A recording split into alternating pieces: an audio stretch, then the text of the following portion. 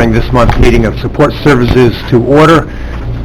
Before we start the business, I'd like to have a motion to approve last month's meeting minutes, please. Motion made by Supervisor Wiles, second by Supervisor Hogan. Discussion? All in favor? Aye. Opposed? Carried. Now, before we start on the agenda, which we'll start with County Clerk, I just want to remind everybody, and bear with me if it sounds a little pretentious, but in the rules, if when you come to a meeting, if it looks like you can't stay for the meeting, you can't make the meeting, please notify everyone or the chairs and Amanda so that we can reschedule if need be. Now, in the order of business in the committee meeting, these committee meetings are working meetings. This is where most of the work gets done. It's a committee meeting. It's not a public rap session. So discussion will go through the members of the committee in order and repeating the order.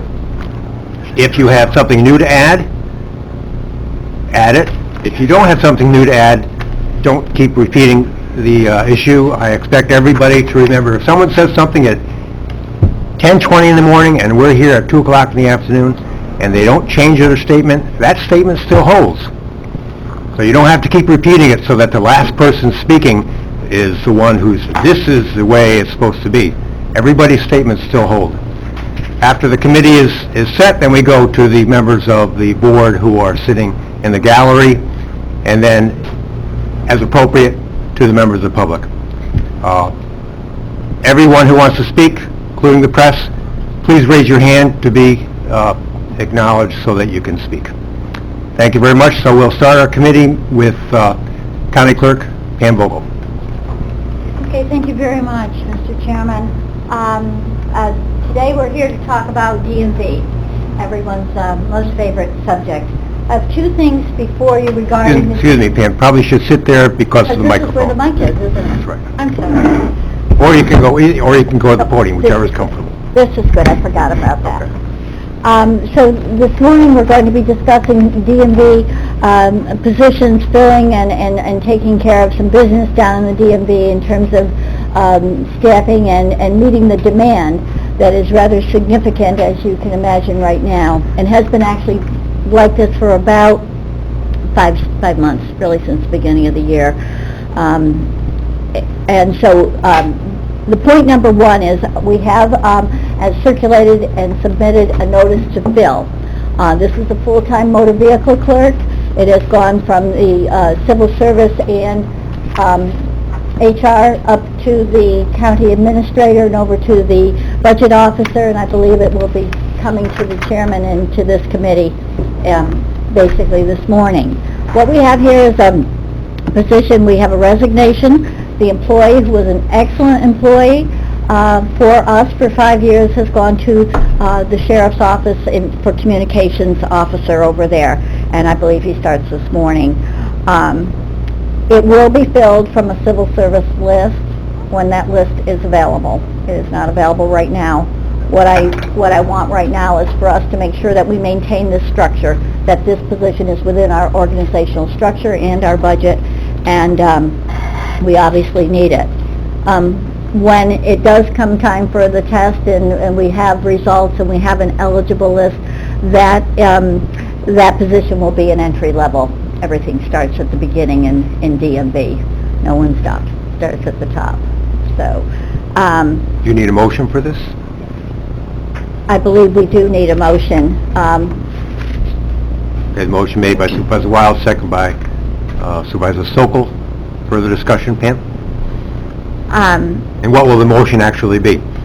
Motion is to proceed with our notice to fill motor vehicle license reg clerk full-time and to proceed to an eligible list when that is made available to us.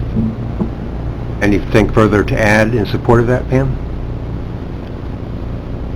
Not on that one. Okay, any other questions? I do have a question. When will, you need the bodies, you need the yes, workers, sir. so when will these people be available? Okay, I would say New York State Civil Services is a lengthy process. The position is going to be tested in the fall. It's established to go in for a new test this fall. I kind of thought we might see it a little bit earlier, but it looks like it's late September, early October. Takes about 2 months to get results on a motor vehicle exam or any of the civil service exams. So you will be short-staffed for at Really least short. 6 months? We will be short. That's horrible. So how are you going to accommodate that? Okay, well, so our next, we have been dealing with some of this over the last few months in terms of the high volume, the staffing, vacations, and all of that. We have reorganized the existing schedule to put an additional clerk on first thing in the morning. Usually we have higher volume in the morning, the first come in thinking that it'll be the shorter time of the day. It typically is still busy. It does clean out at certain points of the day, but it's still a very full work day for everyone. But by realigning our schedule, it seems to be working a little bit better for us. And that in turn will allow us to go to overtime. In other words, to keep that person at 4 that we would normally be losing, and be able to accommodate the public. We're trying to find that least stressful atmosphere on which to serve. You know, it's pretty tough to look out over there, to be in the DMV with 40 people waiting and, 4 clerks, and then to lose one to go home. So we're instituting some overtime, which is part of our second package here today. We have utilized all of our existing budget for overtime for 2019 already. Okay, I'll call the question. Or Supervisor Wild? Mr. Chairman, thank you. Pam, I always look at when we add staff, it's a permanent, long-term commitment. Now, I know we're replacing staff, We're replacing. but it's going to be 6 months through what we suspect to be our probably busy time that we're going to be able to get by with one less. That almost leads me to believe that we could probably do this year-round. Is there a way for us to be able to do this year-round without The adding? biggest problem right Yeah. now in the DMV in terms of staffing, when you lose somebody unexpectedly, is we don't have the time to train them right now with the volume we have. The training period, we already have one in training, so it's a very lengthy process. No one gets DMV information just like that. It's not a 2-week process, it's not a 2-month process, it's a lengthy process. So even if I had a really good list right now that I could go with, we do not have the time for me to take 2 supervisors and basically nurse that person. So it is a process. We have 5 motor vehicle clerks and 1 half-time clerk.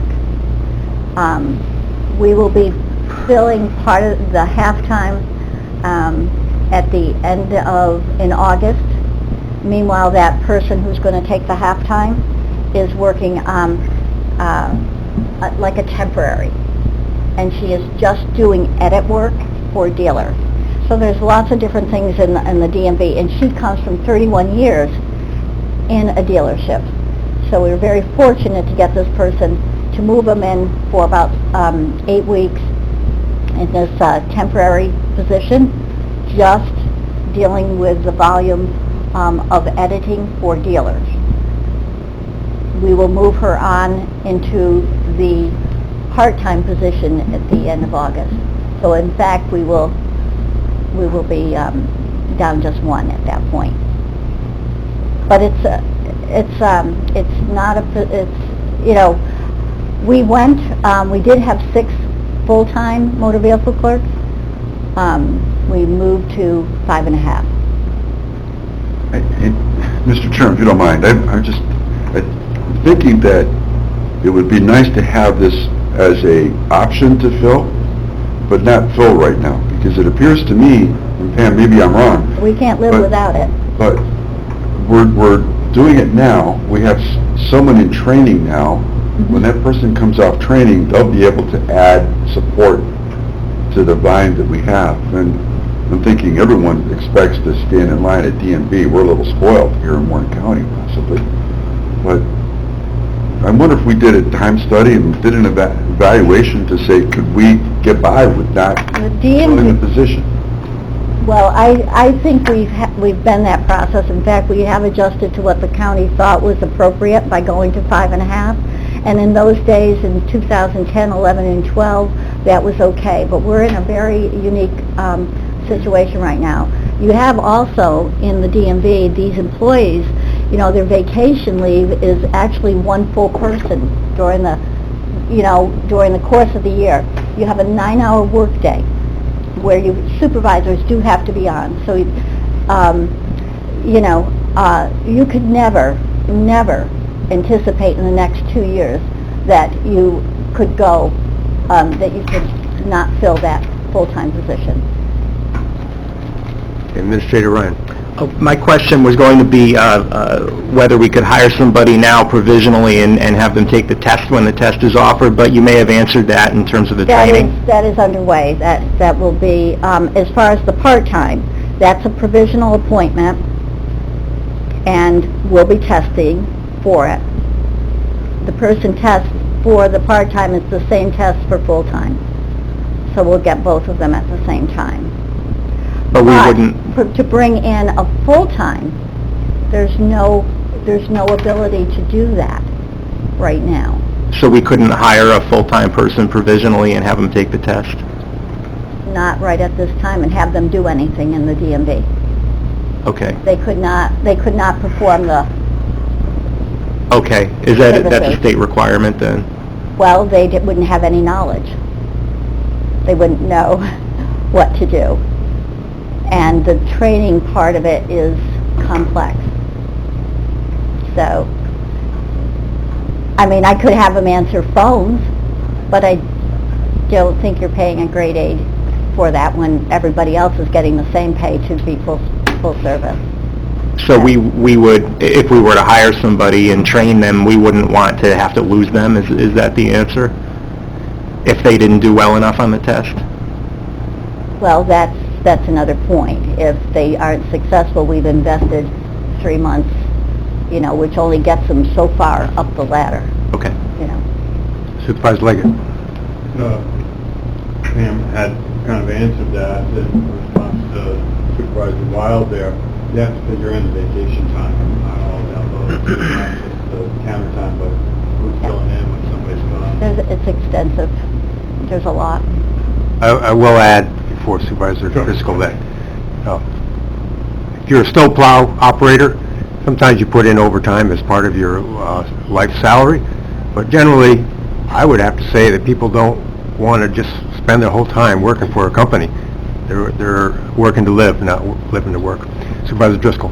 Thank you, Mr. Chairman. It may be apples and oranges, and maybe Mrs. Di Lorenzo can speak to this, but other departments bring in per diem individuals, oftentimes retirees who are willing and able to pick up some extra hours for whatever reasons. Does civil service law offer you that same opportunity to reach out to some people who have put in the time in your department? Well, we haven't had too many retirees. Okay. They go back about 10 years. Okay. That the last retiree All right, went okay. out. And of course, there's an awful lot that's changed with the new EDL requirements. So if I had a new retiree, I would. Okay. I've been fortunate to get a retiree into the county clerk's office to work on some of our special needs, so it's definitely something that's very helpful. In the DMV, that hasn't been the case. So I thank you for that. Suggestion has been looked at. Okay, Supervisor Wild. Thank you. Just a short follow-up. Pam, a while ago you came to us and talked about people doing DMV work online. Mm-hmm. Are we tracking that? Can we track that to see how it's progressing? And I'm thinking, if it's maybe not now, but maybe 5 years from now or something like that, there will be less of a demand in DMV because people are doing more and more of this online. Well, the work that you're seeing right now is required DMV in-office work. That's what we're experiencing. It's not what they can do online. But certainly, the online is going up. We receive a small portion of that, about 2.7% of what's done online compared to 12.7 done in the office. The office makes for you over $500,000 a year for Warren County. But I don't know where the changes will occur, but the work right now is, the bulk of it is what must be done in a local office. And that's what all of the offices are experiencing right now. No matter if it's Warren, Rensselaer, Dutchess County, Erie County, it doesn't matter where they are. They're all experiencing the same high volume because of this Real ID and EDL requirement that's coming up with a deadline of 2020. Now, to further go into that, not everybody has to have a Real ID if they choose not to. They can have a standard license, but then they have to choose how they want to get on an airplane. Do they want to do it with a passport? Do they want to? But they have to come in, and the process is lengthy. It involves two people to work it up, and more documents. And females, in this particular case, often have to provide more documentation for any name change that has occurred in their lifetime. So that's the other part of it that makes it a complex transaction. Now, when everything's flowing well and you've done your homework and you come in, and it can move, but you could also be waiting a while because you just happen to be a busy day. So Right, I had forgotten about the Real ID requirements. it's a Real ID, yeah. That's what has to be done in an office. No matter what you've ever done in the DMV before, you are doing this in the office, presenting everything all over again and then some. Okay, we have a motion and a second. Further questions? And I'll call the question. All in favor? Aye. Opposed? Carried. Next part? Okay, so I think the next part would be to transfer funds. From the existing position that is right now, has been vacated, we've used about $17,000, $18,000 of that salary, half a year's salary. I'm suggesting that we take $5,000 of that from that pool of money, which is in full-time salaries at $14,10,110, and move it over to the overtime. This, we're estimating about 8 hours a week potential for about 18 weeks, hoping that if we get through the summer and into the fall, we will be a little bit more stabilized in terms of transactions in the office. We have a motion for transfer of funds. Motion by Supervisor Leggett, second. Supervisor Hogan, further discussion? Pam? Questions from the committee? Is there anything else you need to add? Regarding that, the transfer, Right, I saw your eyebrow go up, so... Oh. Oh, okay. I'm sorry. Any other questions regarding the transfer? Okay, all in favor? Aye. Opposed? Carried. Okay, continue, Pam, please.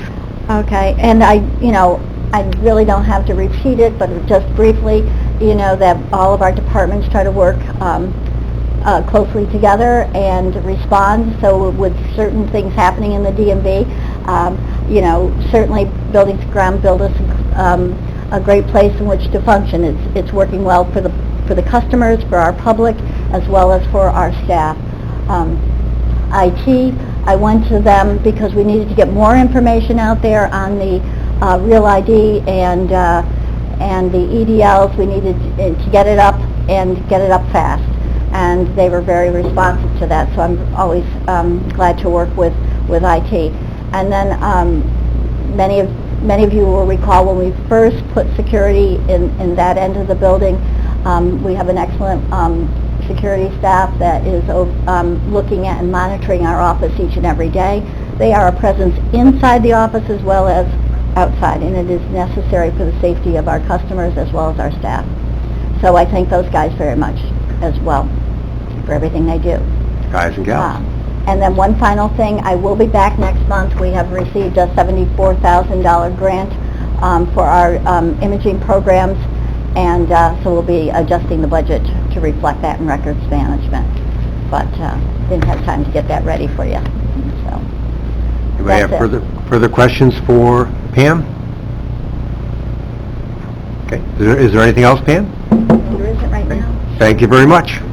Thank you. And the only thing we have is the attorney, right? Or is it? 600,000. 578,000 or something. Okay, Mary? Yeah. Next, we'll do the county attorney. I would like to request an executive session to talk about settlement with McNulty versus Warren County. Motion to go into executive session by Supervisor Wild, second by Supervisor Sokol. Discussion? Okay, all in favor? Aye. Okay, we're in executive session.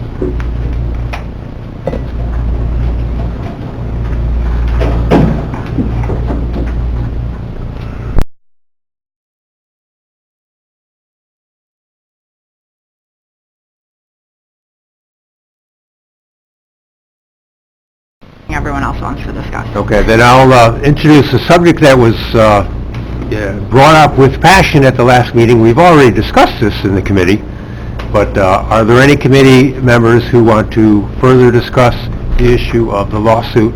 I'm sorry, Supervisor Stroh is in here. He was the focus of the lightning, but Supervisor Hogan. I'm still unclear if Queensbury was ever invoiced. I'm sorry, you're still unclear if Queensbury was ever, Ever invoiced. do we know? No. I Did we spoke, address that question? when I spoke to this at the board meeting, I spoke to the process that was followed. The way that this funding worked was that Queensbury contracted with the state, they were the pass-through, and then Queensbury subcontracted with Decker, and it was the responsibility of those who completed projects that were going to be reimbursed to invoice Mr. Decker. Those are the invoices that I've seen, and that's what we've operated off of in putting this information together. I don't believe that an invoice has been sent to Queensbury in my time here as administrator, but I've read correspondence from the treasurer's office saying that it had been done. I've been told that it had been done before I got here, and I know that Mr. Garrity, when he was a county administrator and chairman of the board, dealt extensively with this issue and had conversations with Queensbury as well. But the county also directly invoiced Mr. Decker. Oh, moving Craig over. That's what the correspondence said. I did not see that invoice, however. Okay, one question for Mary. At the last meeting, it was discussed openly that the statute of limitations had expired for Queensbury. There was public discussion at the last full board meeting that that should be disregarded, and we still could sue Queensbury, and you said we needed to have cause. Where do we stand with all of those points right now? I mean, I think we still stand in the same position. I don't see a cause of action. I'm open to ideas. The work wasn't done in Queensbury. The work was done on a county road. Queensbury didn't benefit in any way. The money they were transferring to the county was state grant funding. So I'm just having a hard time getting to a cause of action. The statute of limitations on a breach of contract has run, but again, I don't see a cause of action for breach of contract. So I don't know. Okay, Supervisor Garrity. 3 years ago, approximately maybe 3.5 years ago, this was brought up to us in committee meetings that there was problems with this grant. That we had outstanding monies, I believe it was $22,000 from the town of Bolton to come to the county. I believe $50,000 from the town of Queensbury that needed to come to the county. Discussed widely in committee meetings, and it was written up on the treasurer's report month after month after month. My point is, procedurally, both towns didn't want to part with their money when they knew that the county taxpayers were owed this money. That's fine. That's my only point. I don't feel good about it, but I know that the two communities knew that Warren County was owed this money. It was discussed. It's no secret.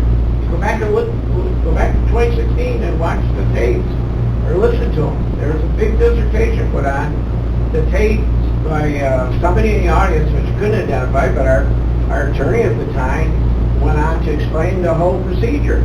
Now, the two communities knew that they owed us this money through this grant process. I don't know who got the money, where it went. That's my only point. Both communities happen to be very well-off communities, know that the taxpayers of Warren County were supposed to get this money back. It didn't happen. One community saw fit to pay us back. The other community hasn't paid us because now we're into a litigation lawsuit. That's my point. And I sat here and I listened to it for month after month after month. Now we're going to hide behind because somebody else was scounded with it. That's fine. But I know that my measly portion of the budget, which I've heard about numerous times, my 3% of Warrensburg taxpayers are on the hook for 3% of this $50,000. I just didn't think it was right. That's it. Don't care what you do, but I'm just making my case. If you go back to 2016, you knew at the time, and I sat with the prior county attorney, and we would call and say, can you pay the county the money? It never happened. One community did, both landed. Okay, Supervisor Hogan then. That's it. Supervisor Hogan then Supervisor Hear Bramer. what happens. May I direct a question at somebody in the audience? You may. I don't want to put you on the spot, Chairman, but could you speak to us about the rationale that led to reimbursement? When we finally received the state money and received an invoice from the county, we paid it. But in 2016, we hadn't received that money from the Department of State. Horrendous lag times in receiving any reimbursement from the Department of State in 1 years. So when we did receive that money, finally did get an invoice from the county, we paid it. Queensbury, on the other hand, it's my understanding, had already paid that money. That money wasn't paid to the county, and that became the basis of the action against the project manager.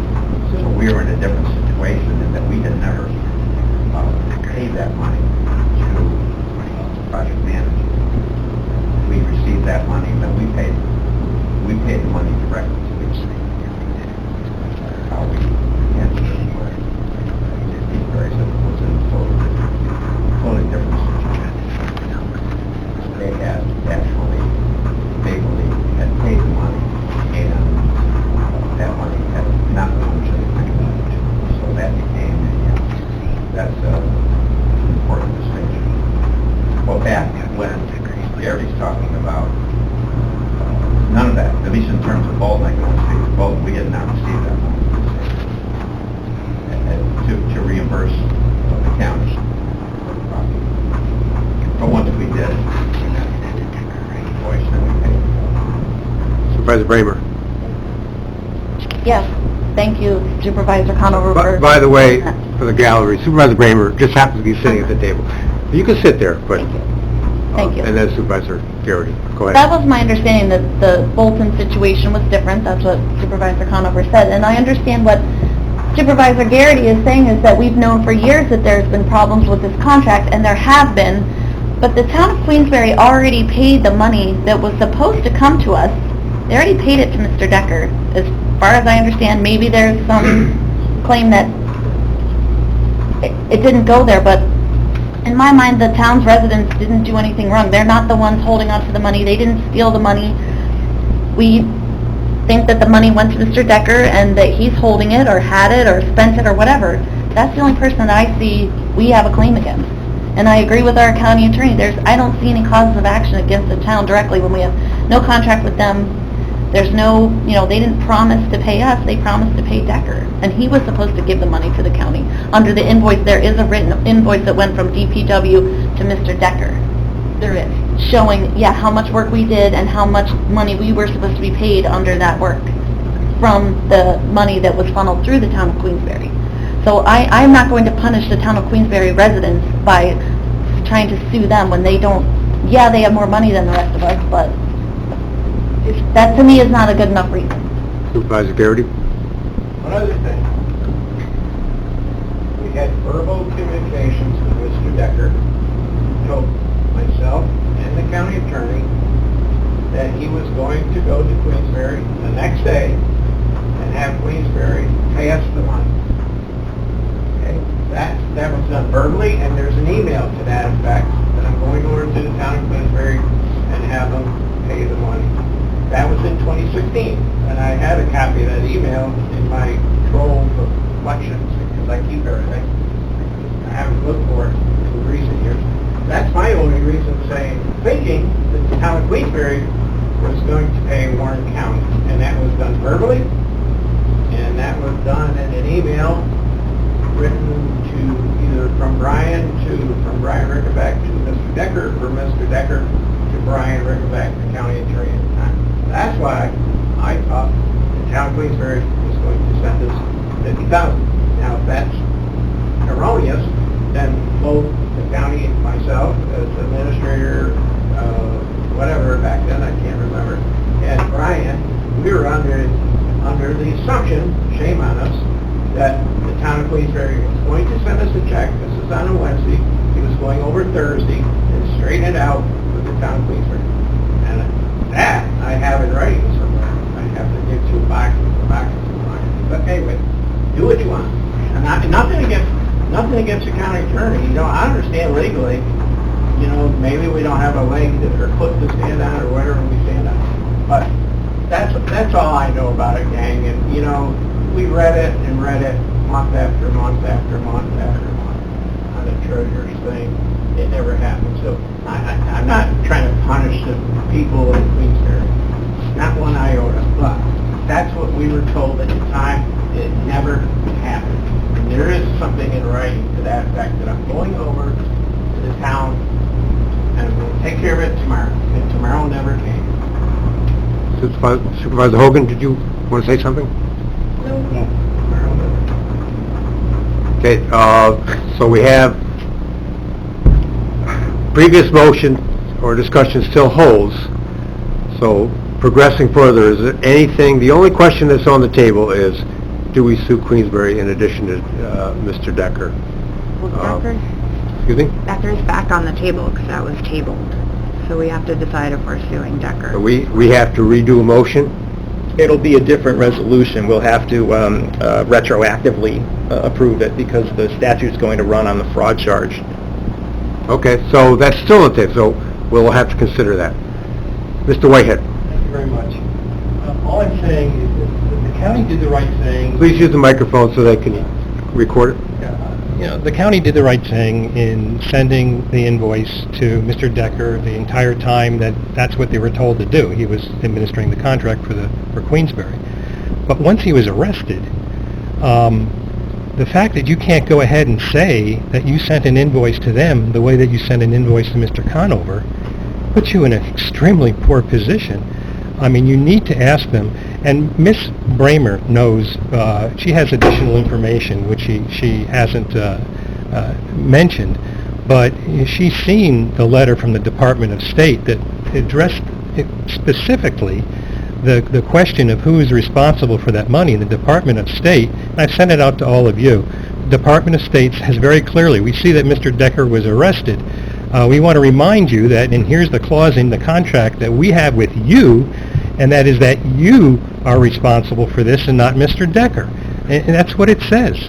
And in addition to that, you have signed statements when that reimbursement was requested, probably 10 years ago, that they said for this work, either the party doing the work has been compensated or will be compensated, and that was signed by the supervisor, Town of Queensberry, at that time, Daniel Steck. But, I mean, there are two pieces of information that in a court of law would have an awful lot of import. And I agree 100% that it looks like, you know, perhaps Mr. Decker can be accused of embezzling funds from Queensberry, but still, Queensberry, under contract, had obligation to make sure that the person doing the work Warren County was or will be compensated. That's what it says. Okay, thank you. So, here's the situation. You know the situation.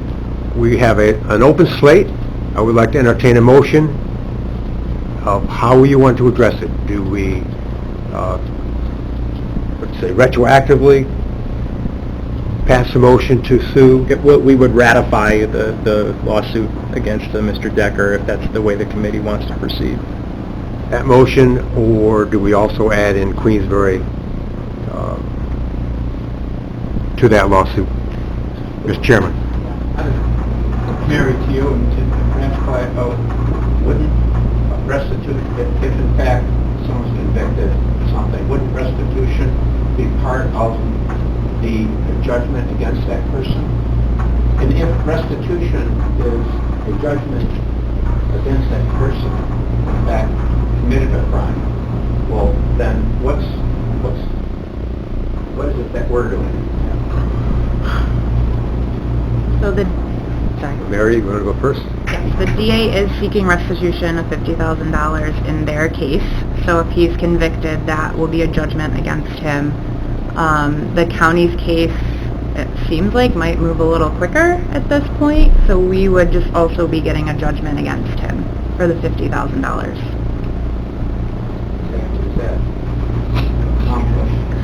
I'm just asking, and I guess it's a legal question, right? In other words, that if someone, I want to pick any one person could be innocent until guilty, but if somebody commits a crime and they're ordered to pay restitution, what are we gaining through our action that the conviction isn't going to do us? Mr. Moore? Here's what we're doing, in my opinion. We're keeping our options open. We're trying to not write off this $50,000. The DA is pursuing the $50,000 in a criminal court, and we're pursuing the $50,000 in a civil court. We are pursuing it against Mr. Decker and not the town of Queensbury because there's a much stronger legal standing to do it against Mr. Decker. That's aside from what's right or wrong. In a civil court, we have standing against Decker. This is to keep our options open to get that money back and to do everything that we can to do so. There's a reason why we brought the action against Decker when we did. It would have been preferable to let the criminal trial play out first. However, we're in the territory now of losing that option if we don't act. It would be irresponsible for me not to bring that to you. Okay, Supervisor Beatty, did I see you raise your hand? Go ahead. I also read that clearly stated letter from the state saying the town of Queensbury is accountable for our going on getting paid. So why don't we send them an invoice? There's a rocket science idea. Why don't we send the town of Queensbury an invoice? And then we go from there. If they decline to pay the invoice, then we look at other options. But why don't we send them an invoice? Now, supposedly we had Ryan, but you can't find it, is that correct? So far, it's been foiled. So we supposedly have, but we can't find it, it's been foiled, so why don't we send it again? I mean, I don't know, that just seems like common sense to me. If the board wants me to invoice Queensbury, I'll invoice Queensbury, but people on both sides of this issue feel very strongly about it. I'm not going to put myself out there to do that when the supervisors don't, when a good handful of supervisors don't want me to do that. So if the board wants to direct me to do that, I'll do it. And what would the committee like? I say we sue Decker, keep it the way we have it. That's my opinion. Supervisor Wild? Can I ask a question, Mr. Chairman? Well, Hopefully it's a short one. let's not get away from the question that I asked. I know, it's totally related to that. I'm just curious, if we sue the town of Queensbury, both entities will incur some kind of cost, would they not? So how much do we anticipate that cost to be, for us to bring a lawsuit and for them to defend themselves? And are we just spending good time and good money with something just not going to yield us any result? A valid question. How much does it cost to send an invoice? So Supervisor Driscoll, how do you, we have to have an action here. But, and it's, any actions we've taken in the past have been erased, we gotta start again. What do we want to do with this situation with Mr. Decker? And Queensbury, if necessary, but you're saying we still don't have a cause, so we can't move ahead unless we have a particular valid cause. Question, Supervisor Hogan. is there any entity here that has a right to audit? Like, why can't we ascertain whether Queensbury ever got the money or it went to Decker? Mr. Moore? We do. We have those records. That's why we feel that we can bring the lawsuit against Mr. Decker. We have records showing that Mr. Decker invoiced Queensbury 2 times for $50,000 each, which he characterized as Warren County DPW. We have our reimbursement request to Mr. Decker that he used to back up those certified vouchers. And we have paperwork from the town of Queensbury showing that he was paid both of those installments of $50,000. We only got one of them. Gotcha. Like, that was so unclear. Thank you. Sure. All right. Supervisor Bramer, you had your hand up as far as the question? Oh, on the let's invoice the town, I think Supervisor Garrity already spoke to that. He's asked the town for years to pay, and they wouldn't. No, Mr. Decker. We sent emails to Decker, and he was going to go to the town and have them straighten it out. But now it says the town paid him. I didn't. Yes, the town, yeah, The that town part paid is Mr. clear. Decker, not us. Right, the money is already gone, I'm sorry, already went to Mr. Decker. That's why I'm saying the town shouldn't have to fork out another $50,000, they already paid it to Decker. Okay, Supervisor Hogan. Do we know, has Queensbury gone out, are they going into Decker? Do we know if Queensbury is going after Decker? Is that That's why at the board meeting I wanted John to be a here. interesting question, but Doesn't seem like it. The question's been raised, but we haven't had a firm answer one way or another on it. Because it seems like, so the point was brought up by Supervisor Wild that there's a cost associated with having a lawsuit between Warren County and Queensbury. Let me ask for the motion to rephrase that, Mr. Moore. The motion we made at the last meeting regarding, In terms of Mr. Decker, it will be ratification of the county attorney commencing litigation against Mr. Decker. okay, I'm going to entertain a motion for ratification. So moved. Second. Okay. Further questions on that particular issue? Call a question, all in favor? Aye. Opposed? Carried. Okay, now we'll open up for first, so that part is taken care of. Do we want to further address the issue with Queensbury, whether it's filing a lawsuit, sending them an invoice, pertinent comments to move ahead? Supervisor Leggett. Mr. Chairman, I said we wait on that, Wait for what? see what happens with the lawsuit against Decker, and address that another time. I think we have enough irons in the fire already with our legal department, not to add anything more on to it. Other committee comments? Supervisor Hogan. is it even legal to go after 2 different entities for the same money? It is? I'd put them in one complaint. Okay. Any of the members of the committee? Okay, anything else to come before the Support Services Committee? Oh, besides, very good. Gotta have this thing in front of me, very good. Okay, anything, let me put anything else to come before the county attorney? Okay, thank you, Mary, but you're still here, but, all right, Amanda's now the board clerk. So I only have one thing on my agenda, it's to authorize the chairman of the board to sign a letter of agreement with Glens Falls Hospital for autopsy services. Terry Como, one of our coroners, was going to be here to speak on this, but he had a call out and couldn't make it. I did distribute with your agendas a handout that he wanted me to give you. It has some speaking points about this whole deal. So basically, we had been using Albany Medical Center for this, and their prices seem to keep going higher. There is been some negotiation through Dr. Sikorica to do something at Glens Falls Hospital, and that's what this outlines. Do you have more information on that, Ryan, or pretty much just what's here? No, this has been worked on since late last year.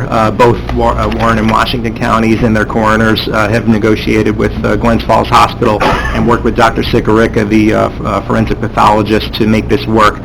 It looked at first that he wasn't willing to come this far north to provide his services. That's Dr. Sikorica, but fortunately for us, he's changed his mind on that. He does great work. The DA has indicated that he's most comfortable going through this doctor, and we think that it's a good path forward, certainly less expensive than the path we're on. Mr. Chairman, was this the issue that Tim Murphy briefed us on this past year? No, it was Terry Cuomo.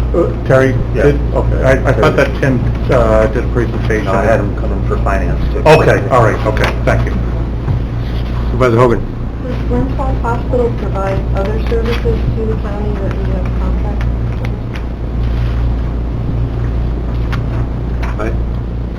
I have an answer, but you have... I believe they do. We have, I want to say through Office for the Aging and maybe Social Services. I seem to recall having some contracts come through the Health Committee. Does the statement here, failure to make timely payments for Morgan Laboratory Services will result in suspension of all services by Glens Falls Hospital? Does that put No. anything else in jeopardy? No. An extension on that answer, the pathologist at the hospital, I had a long discussion with Dr. Frangipe, who is lead pathologist at the hospital. The pathologist will not do any more autopsies. The number of autopsies that are being done these days is far less than used to occur. Dr. Sikorica will come up and do these autopsies as required. But the volume, again, is much lower. In the past, what would happen is the pathologist at Glens Falls would invoice the county would pay us, and then the pathologist would then pay the hospital for their portion of the services that were used. In this case, this is just an arrangement between Dr. Sikorica and the county, and then Dr. Sikorica and the hospital, because obviously hospital facilities will be used. But in this case, we're talking about our relationship with Dr. Sikorica, having nothing to do with the pathologist at the Glens Falls Hospital.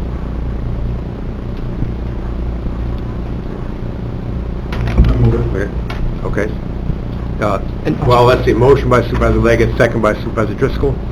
Okay, more discussion. Sure, just a technical point. They've requested the signed letter of agreement to be back by June 28th. So ideally, we'd be asking to ratify the chairman's signature on that letter. Okay, further questions or discussion? Okay, I'll call the question. All in favor? Aye. Opposed? Carried. That's it. Anything else come before the Support Services Committee? Motion to adjourn? Motion to adjourn by Supervisor Wiles, second by Supervisor Hogan. Discussion, all in favor? Aye. We are adjourned. Thank you very much, folks. Finish up the coffee cake.